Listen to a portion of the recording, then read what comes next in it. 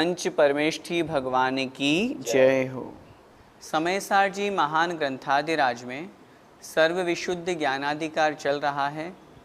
आचार्य भगवान कुंद कुंद स्वामी महाराज समझा रहे हैं किस प्रकार मिथ्या ज्ञान से परिणत हुआ यह जीव अन्य पंचेंद्रिय और मन के विषय में राग द्वेष करता है। पिछली ज्ञानशाला की कक्षा में हमने 4 गाथाएं पढ़ी थी। उन 4 गाथाओं में आचार्य भगवान ने रसना, घ्राण, चक्षु और कर्ण इन 4 इंद्रियों के बारे में अलग अलग एक एक गाथा कही थी और उसमें स्पष्ट बताया था यदि तुम किसी वस्तु का रस लेना चाहते हो, चाहे वह शुभ हो चाहे अशुभ हो, उन दोनों के विषय में, शुभ के विषय में राग और अशुभ के विषय में द्वेष क्यों करते हो। दूसरी बात, वह वस्तु उस आत्मा को नहीं कह रही है कि तुम उसे स्पर्श करो या तुम उसे उस रस को ग्रहण करो। न आत्मा उस रस को ग्रहण करने के लिए उस स्थान को प्राप्त हो रही है, दौड़ रही है, अपितु ज्ञायक स्वभाव आत्मा का स्वरूप है। वही स्वभाव, वही स्वरूप इस जीव का होना चाहिए। लेकिन जब तक वह उस ज्ञायक स्वभाव को प्राप्त नहीं कर पाता है, तब तक यह जीव अज्ञान दशा में, मिथ्या ज्ञान दशा में उन पंचेंद्रिय और मन के विषयों में, शुभ विषयों में राग करता है और अशुभ विषयों में द्वेष करता है। आइए 4 इंद्रियों के बाद में अब आज की इस कक्षा में हम 4 गाथाएं पढ़ेंगे जिसमें स्पर्शन इंद्रिय के बारे में आचार्य भगवान कह रहे हैं। असुहो सुहो यफासो, असुहो सुहो यफासो, णतं भणदिफास मंति सोचेव, व्रतं भणदिफास मंति सोचेव, णय एदि विणिगहिदुं, णय एदि विणिगहिदुं, काया विषयमागदं फासं, काया विषयमागदं फासं। बोलिए असुहो सुहो यफासो, णतं भणदिफास मंति सोचेव, णय एदि विणिगहिदुं, काया विषयमागदं फासं। गाथा का अर्थ देखें। असुहो सुहो यफासो, असुहो अर्थात अशुभ, सुहो अर्थात शुभ, यह मतलब और, अशुभ और शुभ। फासो मतलब स्पर्शन। स्पर्शन इंद्रिय चाहे शुभ रूप हो चाहे अशुभ रूप हो। शुभ रूप होने का तात्पर्य है हमें गर्मी लगी, हमने पंखा, कूलर, एसी चालू कर लिया तो जो स्पर्श हमें अनुभव हुआ वो शुभ, अच्छा लगने वाला हुआ। हमें गर्मी लगी, हमने ये सब चीज़ें चालू नहीं की और हमें सूर्य का ताप हमें दुख दे रहा है, वह स्पर्श हमें अशुभ प्रतीत हो रहा है।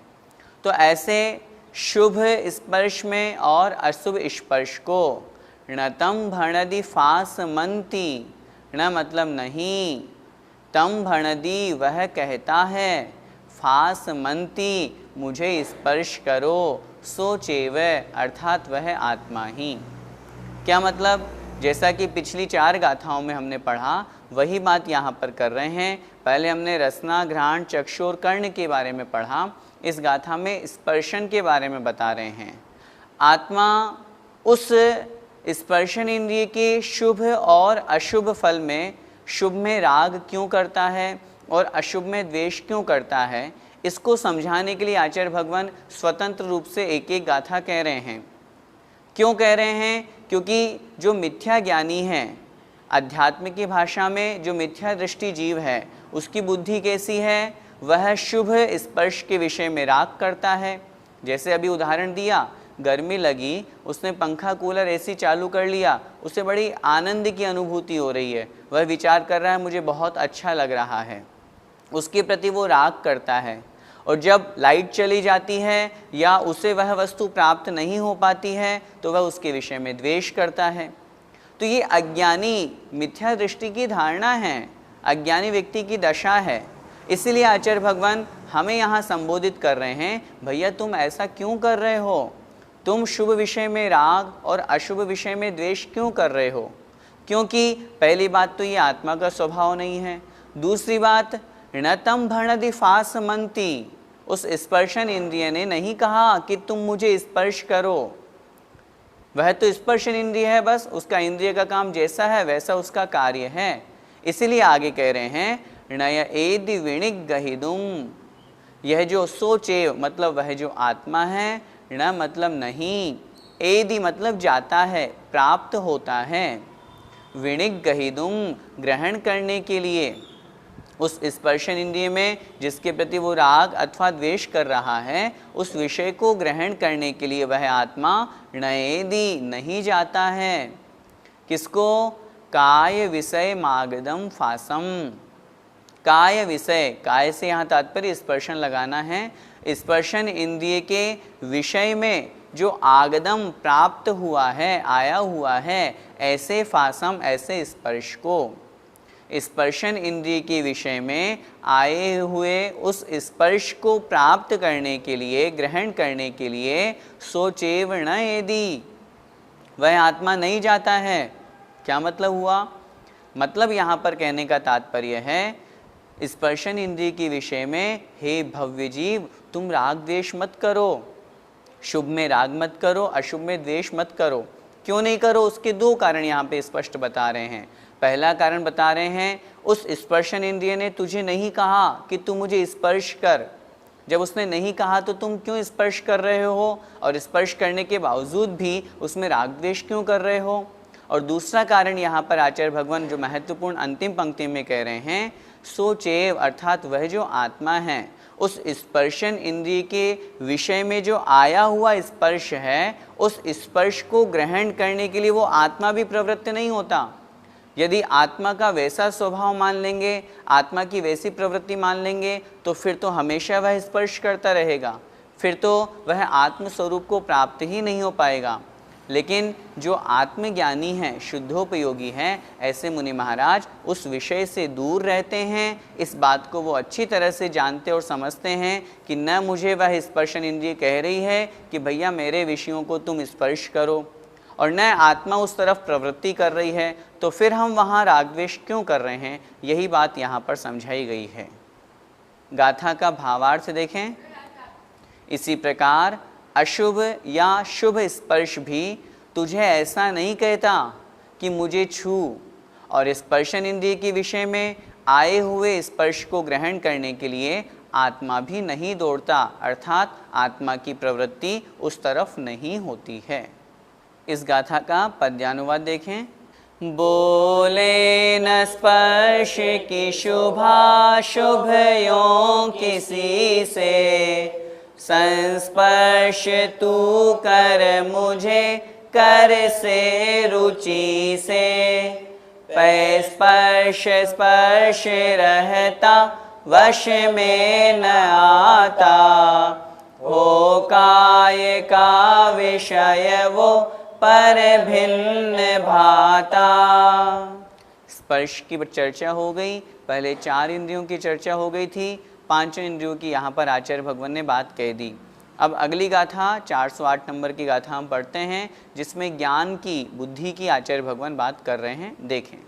असुहो सुहो वे गुणो, असुहो सुहो वगुणो, न तम भणदि बुज्यमन्ति सोचेव, व्रतं भणदि बुज्यमन्ति सोचेव, नय एदि विणिगहिदुम, प्रययेति विणिगहिदुम्, बुद्धि विषय मागदम तु गुणम। बुद्धि विषय मागदं तु गुणम्। बोलिए। असुहो सुहो वगुणो, न तम भणदि बुज्यमन्ति सोचेव, नय एदि विणिगहिदुम, बुद्धि विषय मागदम तु गुणम। अर्थ देखें। असुहो सुहोव गुणो, असुहो अर्थात अशुभ, सुहो अर्थात शुभ, वह मतलब और, गुणों, गुणों से तात्पर्य है गुण। कैसा गुण? बाह्य द्रव्य का जो गुण है। 5 इंद्रियों की चर्चा हो गई, अब यहाँ पर गुण की चर्चा कर रहे हैं। सामान्य कोई सा भी गुण, वह चाहे शुभ रूप हो चाहे अशुभ रूप हो। बाह्य गुण से यहाँ तात्पर्य है जैसे कोई सुंदरता वाला गुण है, कोई कुरूपता वाला गुण है, कोई अच्छा रसना ग्रहण करने वाला गुण है, कोई अच्छा नहीं लगने वाला गुण है। इस प्रकार से जो गुण हैं। णतम भणदी, ण मतलब नहीं, तम मतलब वह है, भणदी मतलब कहता है। वह जो गुण है वह नहीं कहता। क्या नहीं कहता? बुज्झमंती, मुझे जान, मुझे जानो। क्या मतलब? वही बात यहाँ पर फिर से हमें समझनी है। जो अज्ञानी जीव है वह पंचेंद्रिय अथवा मन के जो विषय हैं, चाहे वो स्पर्शन आदि रूप में हो अथवा द्रव्य गुण रूप में हो, पर्याय रूप में हो, उन शुभ विषयों में और अशुभ विषयों में राग द्वेष करता है। जो अच्छा लगने वाला है, शुभ है, उसके प्रति वह राग करता है, और जो अच्छा नहीं लगने वाला है उसके प्रति वह द्वेष करता है।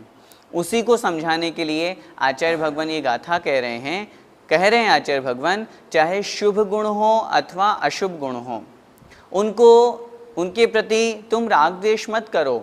क्यों? क्योंकि वह जो गुण है वो तुम्हें नहीं कहता कि तुम मुझे जानो। सो चेव अर्थात वह आत्मा ही, और वह जो आत्मा है, णय एदि विणिक गहिदुम, णय मतलब नहीं, एदि मतलब जाता है, ग्रहण करता है। किस लिए? विणिक गहिदुम अर्थात ग्रहण करने के लिए। किसको? बुद्धि विषय मागदम तु गुणम, बुद्धि विषय अर्थात बुद्धि के विषय में आगदम आए हुए, तो गुणम उस गुण को। बुद्धि अर्थात ज्ञान, ज्ञान के विषय में अथवा बुद्धि के विषय में आए हुए उस गुण को ग्रहण करने के लिए आत्मा भी उस तरफ नहीं जाता है। क्या मतलब? मतलब वही है, आत्मा का स्वभाव ज्ञायक है, ज्ञाता दृष्टा है, जानना देखना है, आत्म स्वरूप में लीन रहना है। ऐसी उस अवस्था को छोड़ करके जो अज्ञानी जीव हैं, अध्यात्म की भाषा में जो मिथ्या ज्ञानी जीव हैं, वे क्या करते हैं? उन गुणों को जानते हैं और गुणों को जानते ही नहीं हैं। जो अच्छे लगने वाले गुण होते हैं उनके प्रति वो राग करने लगते हैं, और जो अच्छे नहीं लगने वाले होते हैं उनके प्रति वे द्वेष करते हैं। और यही राग द्वेष की बुद्धि के कारण से वे शुद्धोपयोग से च्युत होकर के नीचे आ जाते हैं। और इसीलिए आचार्य भगवान उनको समझा रहे हैं कि न तो उन गुणों ने तुम्हें कहा कि तुम मुझे जानो, और आत्मा भी कैसा है, उन गुणों को बुद्धि के निमित्त से जो वो ग्रहण किए जाने योग्य जो गुण हैं, उन गुणों को ग्रहण करने के लिए आत्मा भी उस तरफ प्रवृत्त नहीं होता, आत्मा भी नहीं दौड़ता है। तो जब दोनों ही स्थिति नहीं बन रही है तो फिर तुम उनके प्रति राग द्वेष क्यों कर रहे हो? शुभ के प्रति राग और अशुभ के प्रति द्वेष क्यों कर रहे हो? वो भी तुम्हारा स्वभाव नहीं है। इसलिए आचार्य भगवान इस गाथा में गुणों की अपेक्षा से चर्चा कर रहे हैं। एक बार फिर से संक्षिप्त में समझें, चाहे शुभ हो चाहे अशुभ हो, ऐसे जो बाह्य द्रव्य के गुण हैं, वे गुण भी इस जीव को, इस आत्मा को नहीं कहते कि तुम मुझे जानो। और यह आत्मा भी बुद्धि में अर्थात ज्ञान में आए हुए उन गुणों को ग्रहण करने की तरफ प्रवृत्त नहीं होता है, अपितु अपने आत्म स्वरूप में लीन रहता है। फिर ऐसी स्थिति में तुम राग द्वेष क्यों कर रहे हो? तुम्हारा राग द्वेष करना व्यर्थ है। गाथा का भावार्थ देखें। इसी प्रकार अशुभ या शुभ बाह्य द्रव्य का जो गुण है, वह गुण भी तुझे ऐसा नहीं कहता कि मुझे जान, और बुद्धि के विषय में आए हुए गुण को ग्रहण करने के लिए आत्मा भी नहीं दौड़ता, अर्थात आत्मा की प्रवृत्ति भी उस तरफ नहीं होती है। इसलिए हे भव्य जीव, तुझे उनके विषय में राग द्वेष नहीं करना चाहिए। पद्यानुवाद पढ़ते हैं। जानो हमें गुण शुभा शुभ ये कदापि, ऐसा न बाध्य करते तुमको अपापी। वे बुद्धि के विषय मात्र बने हुए हैं, होते नहीं वश स्वतंत्र तने हुए हैं। अंतिम दो पंक्तियों में आचार्य भगवान का भाव हमें समझ में आ जाएगा। क्या कह रहे हैं आचार्य श्री? वे बुद्धि के विषय मात्र बने हुए हैं, वो जो द्रव्य के गुण हैं वो बुद्धि के विषय मात्र हैं, जानने के योग्य मात्र हैं, होते नहीं वश, कभी किसी के वश नहीं होते, अपितु स्वतंत्र है। और फिर जब वो एक ज्ञान के विषय मात्र है तो फिर उनके प्रति हम राग द्वेष क्यों कर रहे हैं? चाहे वो शुभ हो चाहे अशुभ हो, दोनों के प्रति राग द्वेष की बुद्धि को मिटा करके हमें ज्ञायक स्वभाव को प्राप्त करना चाहिए। गुण की चर्चा इस गाथा में हो गई। अब अगली गाथा में द्रव्य की चर्चा आचार्य भगवान कर रहे हैं, देखें। असुहम सुहम च दौवम असुहं सुहं च दर्पं णतं भणदि बुज्यमन्ति सोचेव व्रतं भरति भुज्यमन्ति शोचेव णय एदि विणिगहिदुं प्रययेति विडिकहितुं बुद्धिविषयमागदं दौवम्। बुद्धिविषयमागतं दर्पं बोलिए, असुहम सुहम च दौवम णतं भणदि बुज्यमन्ति सोचेव णय एदि विणिगहिदुं बुद्धिविषयमागदं दौवम्। गाथा का अर्थ देखते हैं। गाथा 408 में और 409 में सिर्फ एक शब्द का अंतर है। वहाँ गुण की चर्चा थी, यहाँ दव्वम अर्थात द्रव्य की चर्चा है। बाकी पूरी गाथा सेम है। असुहम सुहम च दव्वम, असुहम अर्थात अशुभ, सुहम च और शुभ, दव्वम अर्थात द्रव्य।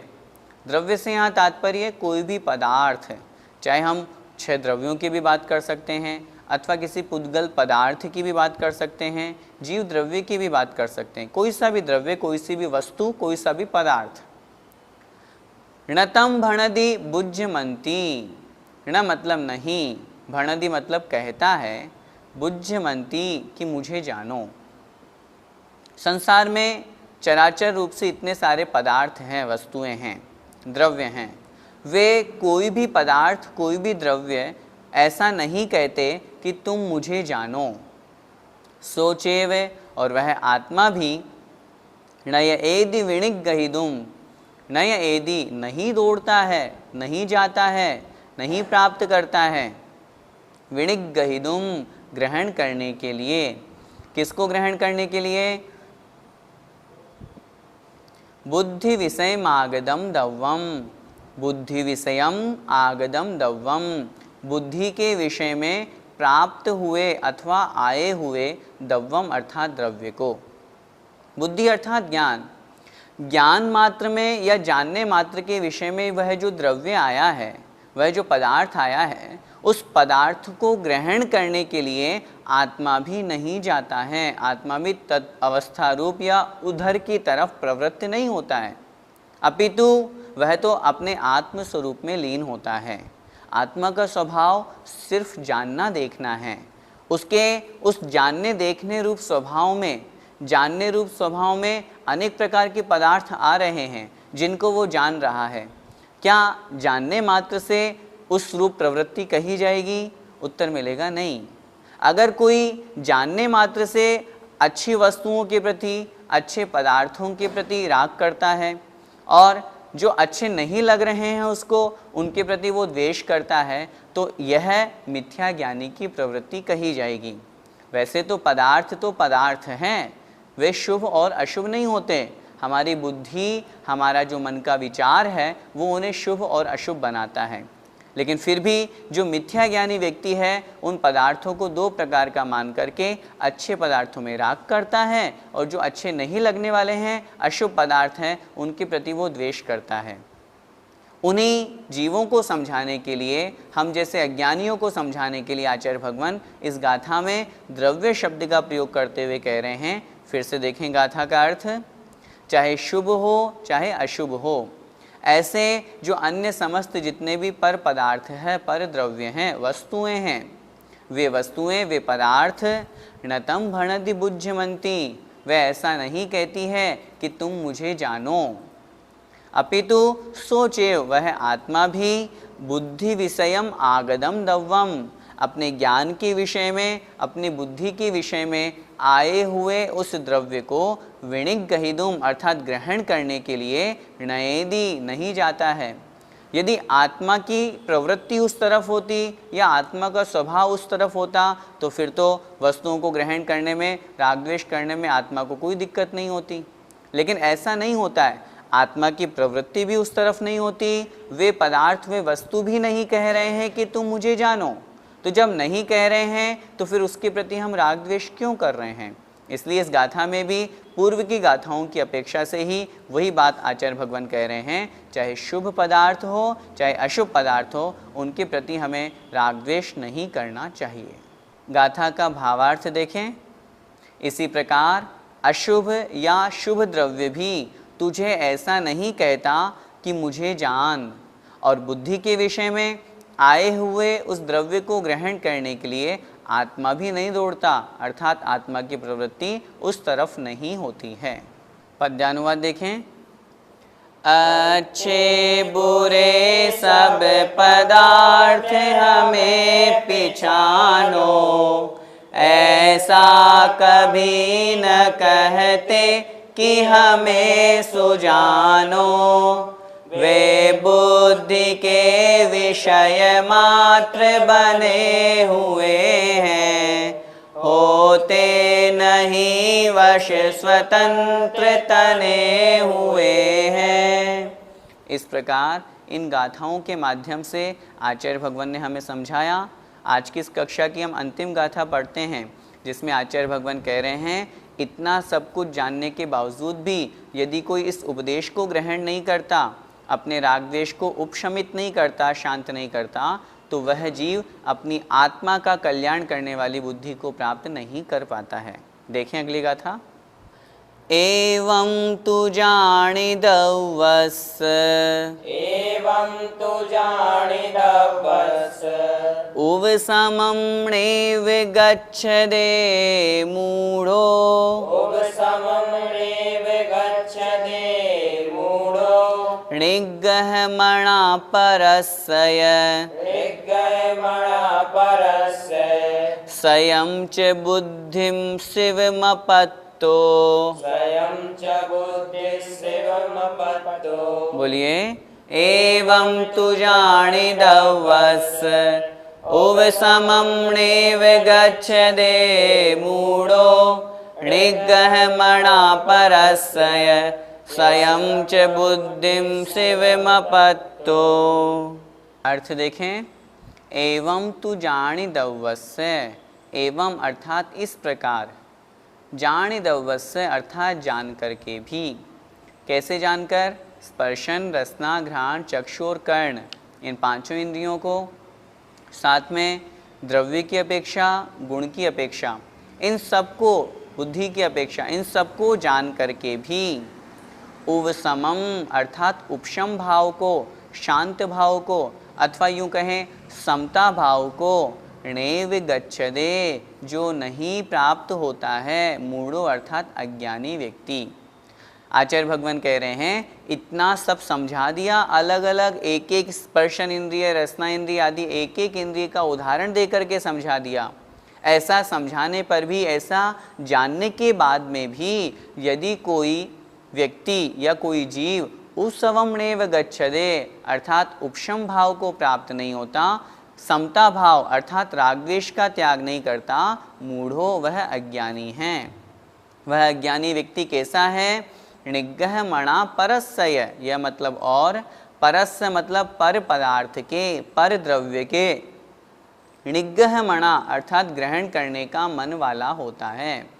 अभी तक भी उसे आत्म द्रव्य, आत्म पदार्थ को प्राप्त करने की बूझ नहीं आई, बुद्धि नहीं आई, वह तो अन्य पर पदार्थ को ही ग्रहण करने का भाव रखता है।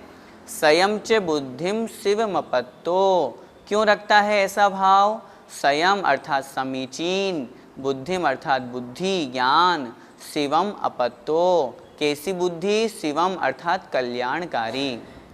समीचीन जो सही है और जो कल्याणकारी बुद्धि है, कल्याणकारी जो ज्ञान है, उसे अपत्तो प्राप्त नहीं कर पाया। उस बुद्धि को प्राप्त नहीं होने के कारण से वह पर पदार्थ को ही ग्रहण करने का मन बनाए रखता है। क्या मतलब? जो हमने अब तक इतनी सारी गाथाएं पढ़ी कल की कक्षा में और आज की कक्षा में, उसमें से हमें यही समझना है उन गाथाओं का इसमें सार कहा गया है। उन सभी पर पदार्थों में ही राग द्वेष करता है, उस राग द्वेष का उपशमन नहीं करता, समता भाव नहीं रखता, शांत नहीं होता, या यूँ कहें अपने ज्ञायक स्वभाव को प्राप्त नहीं होता, सो मूढ़ो, वह अज्ञानी है, मूर्ख है, या यूँ कहें अध्यात्म की भाषा में वह मिथ्या ज्ञानी है, मिथ्या दृष्टि है। कैसा है वह? परस्य निग्रहमणा, अर्थात पर द्रव्य को, पर पदार्थ को ग्रहण करने का मन रखने वाला है। क्यों? क्योंकि संयम शिवम बुद्धिम अपत्तो, संयम अर्थात जो समीचीन है, सच्ची है, और शिवम अर्थात जो कल्याणकारी है, आत्मा का कल्याण करने वाली ऐसी जो बुद्धि है जो हमने पिछली गाथाओं में पढ़ी, उस बुद्धि को अपत्तो, उसने प्राप्त नहीं किया। उस बुद्धि के प्राप्त नहीं होने के कारण से, उस ज्ञान के प्राप्त नहीं होने के कारण से वह अन्य पर पदार्थ को ही ग्रहण करने का मन बनाता है, अन्य पर पदार्थ के प्रति ही राग द्वेष करता है और इसीलिए संसार में परिभ्रमण करता रहता है। यही इस गाथा का सार समझना चाहिए। भावार्थ देखें, ऐसा जानकर भी मूढ़ जीव उपशम भाव को प्राप्त नहीं होता, प्रत्युत अर्थात बल्कि पर के ग्रहण का मन करता है, क्योंकि इसे द्रव्य के स्वरूप वाली, जो वास्तविक द्रव्य का स्वरूप है, ऐसी कल्याणकारी बुद्धि अर्थात समुचित समीचीन ज्ञान की उसे प्राप्ति नहीं हुई है, और इसी कारण से जब तक उसे समीचीन ज्ञान की प्राप्ति नहीं होगी तब तक यह जीव संसार में ही भटकेगा, आत्मस्वरूप को, ज्ञायक स्वभाव को प्राप्त नहीं कर पाएगा। पद्यानुवाद देखें। यों ताव की पकड़ से रह मूढ़ रीता, जीता पिपासु बन साम्य सुधान पीता, संभोग का रसिक मात्र परानुरागी, विज्ञान से विरत है विधि से सरागी। जय जिनेंद्र। इस कार्यक्रम के पुण्यार्जक हैं मानक चंद, कमला देवी, राकेश कुमार नीतू, ऋषभ सौम्या एवं Ayushi Musharraf, B123 Sethi colony Jaipur, Premchand Vijay Lakshmi Ajmera Jaipur, Ashok Rajlakshmi Pandya Jaipur, Sunil Renu Kasliwal New Delhi. Shri Parasnath re rolling mills limited, Durgapur 1, Vardhaman Paschim Bangal. Amita Jain, wife of Anil Kumar Jain, Sangeeta Jain, wife of Vipin Kumar Jain, Kalpana, wife of Anil Pannalal ji Dahale, Shweta, wife of Swapnil Anil Dahale, Pranila, wife of Neeraj Subhash ji Palsapure, Tanish, Shreya, Kshitij, Peshwe plot, Yavatmal, Maharashtra. Sunil Kantilal Jain, Sushma Sunil Jain, Sujit Sunil Jain, 1 Shanti apartment, plot number 184 N5, Savarkar Nagar, Aurangabad, Maharashtra.